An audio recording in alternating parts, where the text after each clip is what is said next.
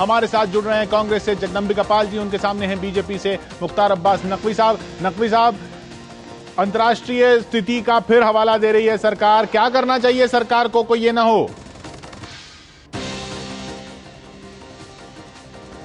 देखिए, डॉलर जो मालामाल हो रहा है वो किस देश का है? अमेरिका का है। रुपया जो कंगाल हो रहा है वो किस देश का है? भारत का है।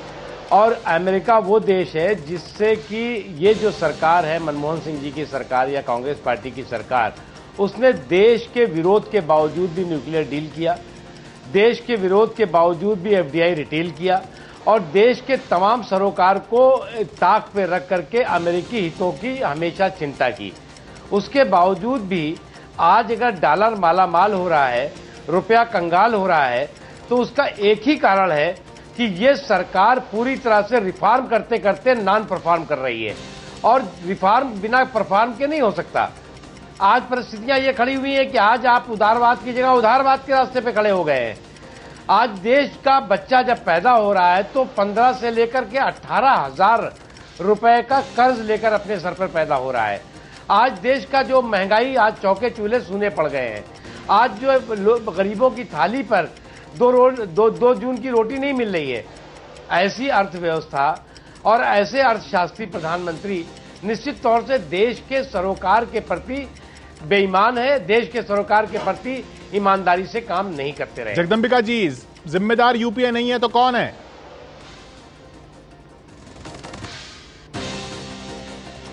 नहीं, आपको मालूम है कि 2008-2009 में जब पूरा विश्व मंदी से जूझ रहा था, उस समय भी भारत की अर्थव्यवस्था चाइना के बाद 8% पे भी हमने अपनी ग्रोथ रेट रखी थी।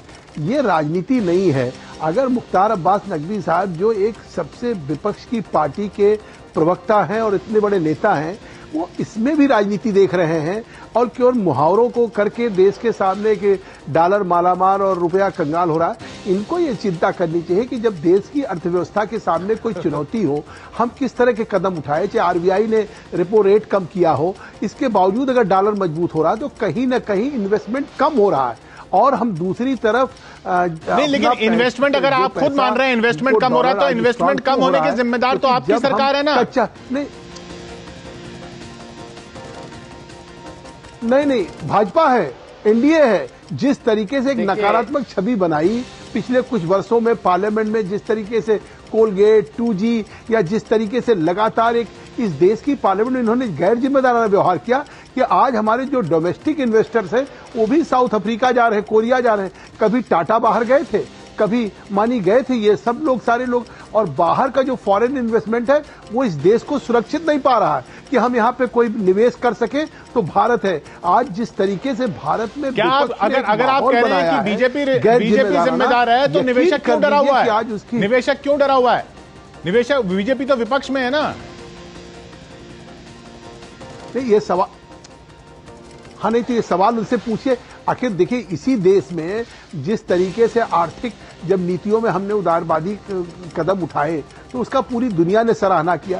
यही डॉक्टर मनमोहन सिंह जी को दुनिया का एक अच्छा अर्थशास्त्री माना गया। और इस देश की लगातार जो ग्रोथ रेट है, मतलब आपने देखा यूरोप अमेरिका से बढ़कर के चाइना केवल हमसे आगे था। लेकिन आज अगर ये परिस्थितियां बनी हैं तो पिछले 2 सालों में जिस तरीके से एक राजनीति हुई पार्लियामेंट के अंदर कि पूरे मतलब विपक्ष ने लगातार नहीं बनने दी पार्लियामेंट में, आपने नकवी साहब, इस वजह से ये हालत आई है, ये आरोप है कांग्रेस का। नीतियां नहीं बनने दी, फैसले नहीं लेने दिए, नकारात्मक सोच के साथ आप संसद में गए, इस वजह से निवेशक भाग गए। देखिए, कांग्रेस पार्टी के नकारात्मक विपक्ष के बावजूद हमने जीडीपी ग्रोथ 9% देश की रखी। कांग्रेस पार्टी के नकारात्मक स्टैंड के बावजूद भी हमने महंगाई दर 3% से ज्यादा बढ़ने नहीं दी। कांग्रेस, उस समय युद्ध भी हुआ, उस समय अकाल भी आया, भूकंप भी हुआ और देश में जो है वो सूखा भी पड़ा। आज जो है ना कोई युद्ध हुआ है। नहीं, 9% आपके जमाने में तो नहीं थी। रोज सरकार, आपके जमाने में औसत 9% नहीं थी। 8। अब देखिए, इनको ये नहीं पता सर, इनके जमाने में 6% थी, 9% कांग्रेस यूपीए के जमाने में थी। मुख्तार अब्बास साहब, इस बात को करेक्ट कर लीजिए। आज इनके जमाने में क्या हुआ? जीडीपी ग्रोथ हाँ, सुनिए जीडीपी ग्रोथ आज भी हमारे जमाने में आज 4% आज भी हमारे जमाने में जितनी आपके जमाने में थी उतनी है। नहीं मैं वही बता रहा हूँ। नहीं 4% नहीं है, 5.6% है। अरे भैया जब आपने विरासत जिम्मेदार जब आपने विरासत हाथ में ली, मतलब इस बात को जब आपने विरासत हाथ में ली तो आपको 9% की जीडीपी ग्रोथ मिली थी।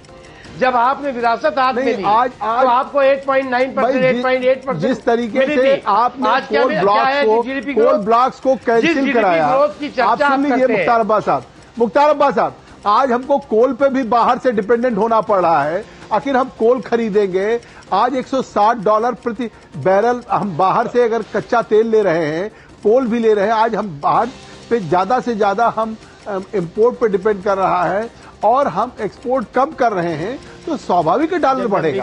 आखिर पहले इसी देश में जिस तरीके से हम लगातार एक्सपोर्ट कर रहे थे, तो नकवी साहब एक सवाल मेरा आपका, एक आरोप ये लगता है सरकार पर कि मनरेगा और फूड बिल जैसी योजनाएं इनसे खर्च बहुत बढ़ा है। ये एक आरोप लगता है कि उस तरह से विकास नहीं हुआ था या जीडीपी ग्रोथ अब उतनी नहीं है कि ये खर्च किए जा सकें। क्या आपकी पार्टी इस खर्च के विरोध में है? क्या मनरेगा बंद कर देना चाहिए? क्या फूड बिल नहीं लाना चाहिए? देखिए, पहली बात तो कांग्रेस पार्टी को ये समझना चाहिए कि उसने बबूल बोया है तो आम नहीं काटेगी। अगर उसको ये लगता है कि बबूल बो करके आम काट लेगी तो ये संभव नहीं है, पहली चीज। दूसरी जो एक इंपॉर्टेंट चीज है कि खर्च, अब आमदनी 54 और खर्चा रुपया, और वो भी जो खर्चा रुपया है उसमें जो है वो 50% जो है वो डॉलर खा जाएगा या दामाद खा जाएगा, तो जनता को क्या मिलेगा? आज जो मेरा सवाल आपसे सबसे बड़ा संकट है, मनरेगा बंद कर देना चाहिए क्या मनरेगा और फूड बिल बंद कर जनता को खाद्यान्न सुरक्षा मिलेगी? किशोर जी, आपसे सवाल क्या पूछा है और आप जवाब क्या दे रहे हैं? उन्होंने पूछा कि क्या मनरेगा बंद कर दिया जाए या फूड सिक्योरिटी बिल न लाया जाए। आप में कुछ है तो आप इसका जवाब दीजिए कि हाँ नहीं, फूड सिक्योरिटी बिल नहीं आना चाहिए, तो मैं इसका जवाब दूंगा कि फूड सिक्योरिटी बिल में जो आज भी हम खर्चा कर रहे हैं प्रोक्योरमेंट में 1 लाख करोड़ आज भी हम इस देश में खर्च कर रहे हैं, केवल 23,000 करोड़ का भार और बढ़ेगा। देश के 82 करोड़ जनता को अगर हम सस्ता खाद्यान्न देने जा रहे हैं, मात्र 23,000 करोड़ के और अतिरिक्त बोझ से, क्योंकि 1 लाख करोड़ तो हम आज भी प्रोक्योरमेंट में खर्च कर रहे हैं, सपोर्ट प्राइस में खर्च कर रहे हैं, जो किसानों को। जी जगदम्बिका जी, आपका वक्त खत्म होता हुआ, जगदम्बिका जी 8 सेकंड बाकी है। नकवी साहब आपके पास, क्या ये खर्च बंद करना चाहिए? क्या ये खर्च बंद कर देना चाहिए? 8 ही सेकंड है। देखिए, ना मनरेगा बंद करना चाहिए, ना नरेगा बंद करना चाहिए, ना फूड सिक्योरिटी बंद करना चाहिए। इस भ्रष्टाचारियों और घोटालेबाजों को बंद करना चाहिए। जब डॉलर मालामाल हो रहा हो और दामाद मालामाल हो रहा हो तो देश तो कंगाल होगा। वक्त आपका भी खत्म होता हुआ, बहुत बहुत शुक्रिया आपका नकवी साहब।